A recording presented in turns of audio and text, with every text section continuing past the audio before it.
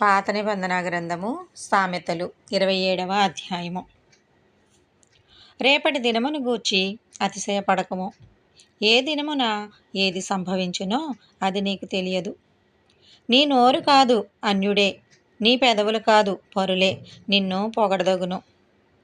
రాయి బరువు, ఇసుక భారము, మూఢుని కోపము ఆ రెండింటికంటే బరువు.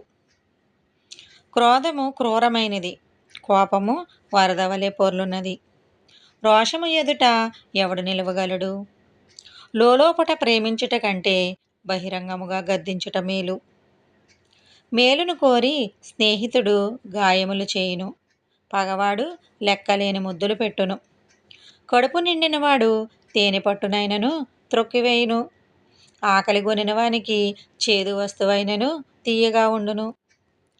తన ఇల్లు విడిచి తిరుగువాడు గూడు విడిచి తిరుగు పక్షితో సమానుడు. తైలమును అత్తరును హృదయమును సంతోషపరిచినట్లు చెలికాని హృదయములో నుండి వచ్చు మధురమైన మాటలు హృదయమును సంతోషపరచును. నీ స్నేహితునైనను నీ తండ్రి స్నేహితుడినైనను విడిచిపెట్టకము. నీకు ఆపద కలిగిన దినమందు నీ సహోదరుని ఇంటికి వెళ్ళకము.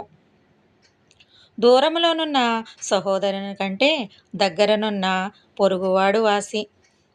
నా కుమారుడా, జ్ఞానము సంపాదించి నా హృదయమును సంతోషపరచుము. అప్పుడు నన్ను నిందించు వారితో నేను ధైర్యముగా మాట్లాడుదును. బుద్ధిమంతుడు అపాయము వచ్చుట చూచి దాగును. జ్ఞానము లేనివారు యోచింపగా ఆపదలో పడుదురు. ఎదుటివాని కొరకు పూటపడిన వాని వస్త్రము పుచ్చుకొనుము. పరుల కొరకు పూటపడిన వాని వలన కుదువ పెట్టించుము. వేకువనే లేచి గొప్ప శబ్దముతో తన స్నేహితుని దీవించువాని దీవెన వారికి శాపముగా ఎంచబడును. ముసురు దినమున ఎడతెగక కారు నీళ్లును గయ్యాళి అయిన భార్యయు సమానము. దానిని ఆపజూచువాడు గాలిని ఆపజూచువానితోనూ తన కుడి చేత నూనె పట్టుకొని వానితోనూ సమానుడు. ఇనుము చేత ఇనుము పొదునగును, అట్లు ఒకడు తన చెలికానికి వివేకము పుట్టించును. అంజూరపు చెట్టును పెంచువాడు దాని ఫలము తినును, తన యజమానిని మన్నించువాడు ఘనత నొందును. నీటిలో ముఖము కనబడినట్లు ఒకని మనస్సునకు మరి ఒకని మనస్సు కనబడును.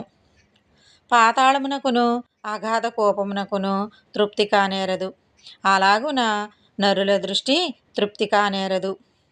మోస చేత వెండిని, కొలిమి చేత బంగారును, తాను పొందిన కీర్తి చేత నరుని పరిశోధింపవచ్చును.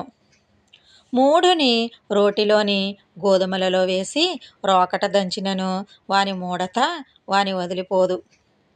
నీ పశువుల స్థితి జాగ్రత్తగా తెలుసుకొనుము, నీ మందల యందు మనస్సు ఉంచుము. ధనము శాశ్వతము కాదు, కిరీటము తరతరములు ఉండునా? ఎండిన గడ్డి వామివేయబడును, పచ్చిక కనబడుచున్నది, కొండగడ్డి ఏరబడి ఉన్నది. నీ వస్త్రముల కొరకు గొర్రె పిల్లలున్నవి, ఒక చేని క్రయధనమునకు పొట్టేళ్లు సరిపోవును.